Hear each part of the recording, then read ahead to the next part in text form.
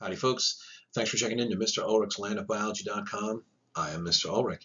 In this notescast, we're going to take a look at the cell membrane and how its structure lends itself to its function.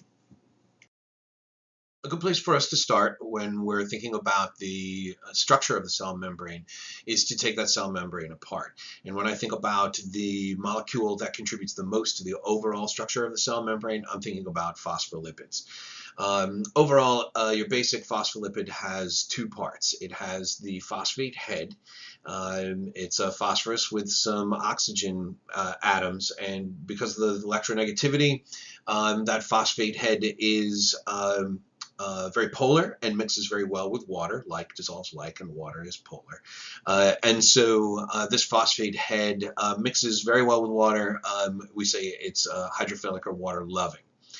Now, the other part are the hydrocarbon chains that make up fatty acids that are attached to the glycerol molecule. So these fatty acid tails, as we call them, are hanging down because they are hydrocarbons, hydrogen and carbon. They are nonpolar, and so they don't mix well with water at all. And so they're water-fearing or hydrophobic, repelled by water. This means that when we put these phospholipids into water, they can arrange themselves into a stable lipid bilayer. The way this looks is with the phosphate heads on the outside and the fatty acid chains on the inside. That way the wateriness on the outside mixes very well with the phosphate heads, with the hydrophilic heads, and the hydrophobic tails themselves, they get together in their fattiness and are quite stable. A lot of students, when they're first learning about the cell and the parts of the cell, they memorize that the cell membrane is the protector of the cell, which is not necessarily wrong, but of course it's a little bit more subtly nuanced than that. For one thing, the cell really creates the interface between the cell and its environment, between the cytoplasm and the environment, where the cell stops and the environment begins. It's rather thin, flexible, and dynamic a structure. It's only 8 nanometers thick. And to give you a kind of an idea of what I mean by a nanometer, I did put a scale up here to give you some kind of an idea, I hope, of what a nanometer is. But it does it does create this different environment inside, or maintain a separate environment inside from outside, while still interacting with that environment by controlling what's going in and out of the cell. Some things are going to go through that cell membrane whether they want it to or not. And other things the cell is going to have to pump. It's going to have to work through the cell. And a lot of this permeability, a lot of this ability for it to cross through the cell membrane has to do with whether it's polar or non-polar. As we said, these phospholipids will spontaneously arrange themselves into this phospholipid bilayer with the polar hydrophilic heads towards the watery sides and the nonpolar tails on the inside. And this way it sets up this kind of sandwich barrier around the outside of the cell. Now, as we said, things that are nonpolar are going to be able to get through there because those nonpolar tails are not going to prevent the nonpolar material from necessarily slipping through. So lipids can kind of get through the cell membrane pretty easily. But other things like sugars and water and salt, and heck, even a lot of waste that are going to be building up on the inside, they're not going to be able to get through that nonpolar section. Occasionally water will be able to kind of slide through, but generally speaking, these bigger compounds are not going to be able to make it through that nonpolar tails region of the phospholipid bilayer. But the cell membrane is a lot more than just the phospholipids that are there. There's all kinds of other compounds that are floating around, that are attached, that some are anchored better than others, and it really creates this flexible, dynamic living structure.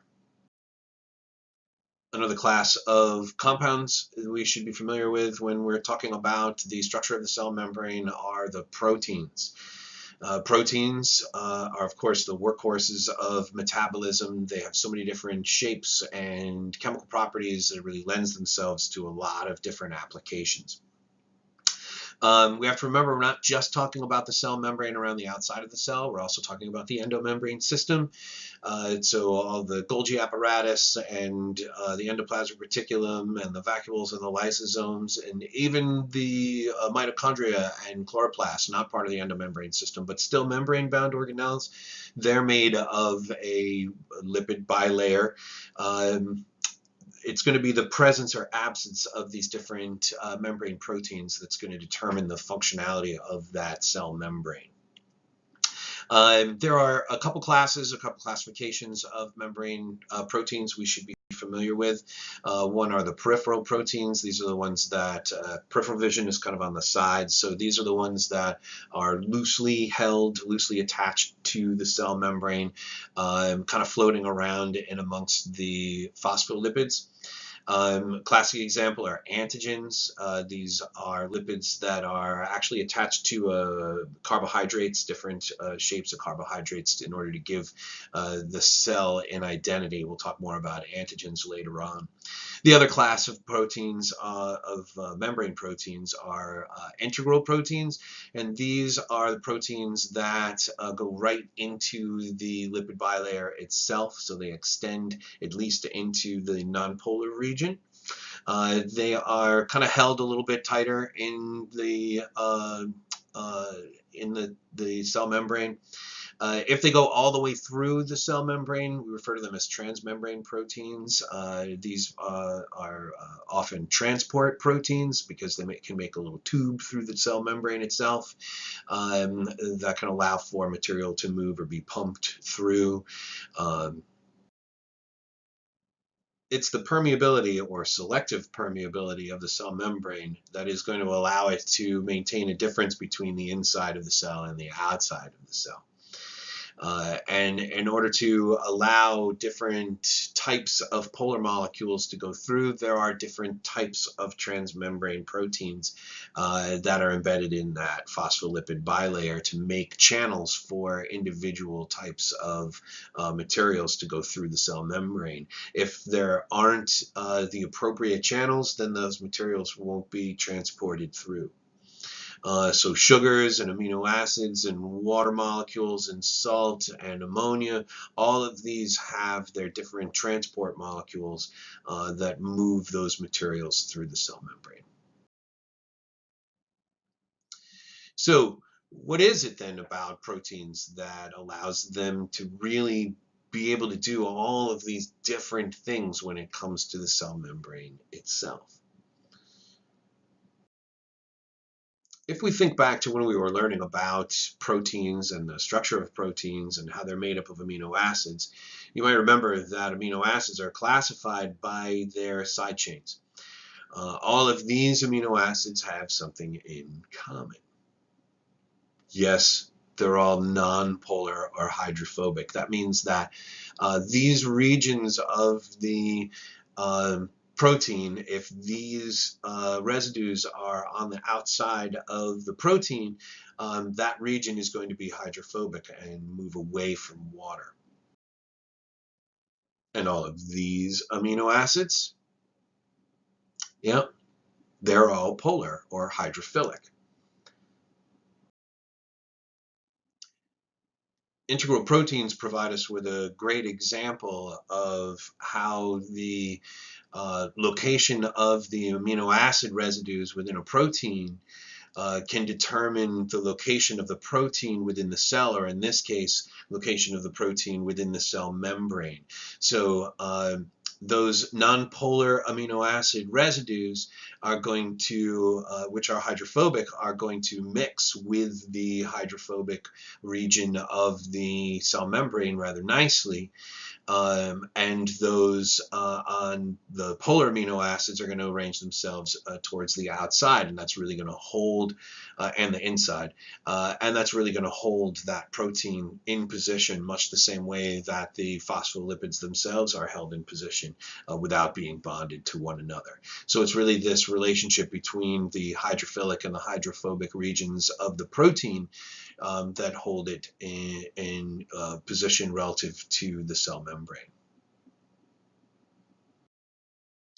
To give you just a couple examples here of integral proteins, aquaporin is a transport channel found in bacteria and other cells as well that does allow water to pass through the cell membrane. Remember, water being rather polar isn't going to fit very easily through the nonpolar region of cell membranes, and so this aquaporin becomes an important pathway for water to enter and leave the cell.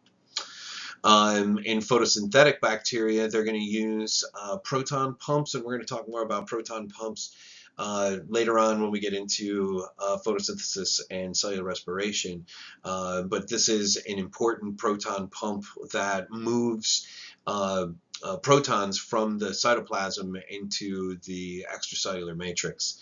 All of these are going to work through a shape change. So as the substrate, in this case the hydrogen ions complex with the proton pump, that causes a change in the shape of the transport protein, and then that moves the proton through that molecule and also doesn't bond as well, and that kicks that proton out. We're going to spend more time looking at the action of active transport channels.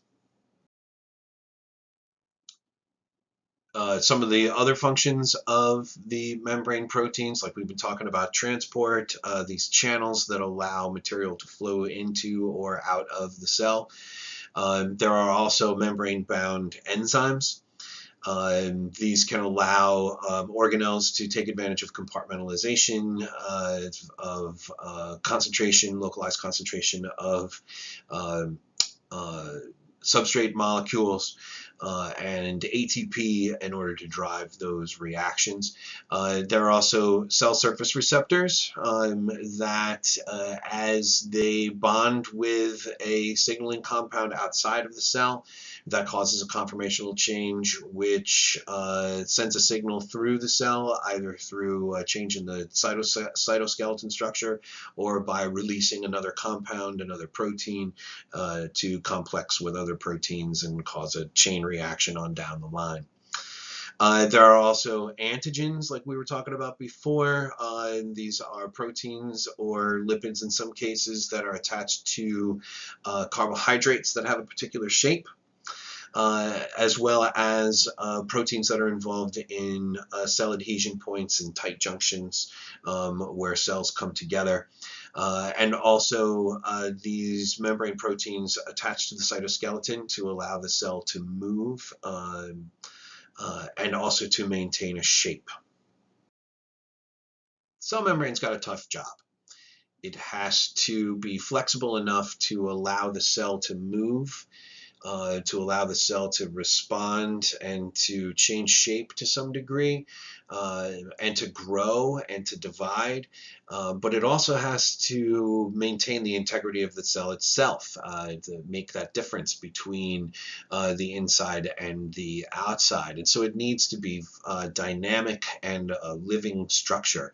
It can't be rigid. What allows the cell membrane to act this way is the fact that the individual phospholipids are not bonded to one another. The proteins are not bonded directly to one another. Some of them are associated with the cytoskeleton, but those peripheral proteins are not bonded.